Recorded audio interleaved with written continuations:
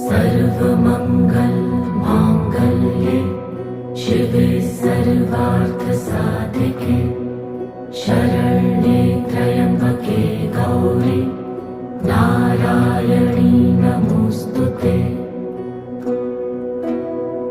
या देवी सर्वभूतेषु विष्णुमायेति शक्तिता नमस्तस्यै नमस्तस्यै नमस्तस्यै नमो नमः। या देवी सर्वभूतेषु चैतन्येत्यभिधीयते नमस्तस्यै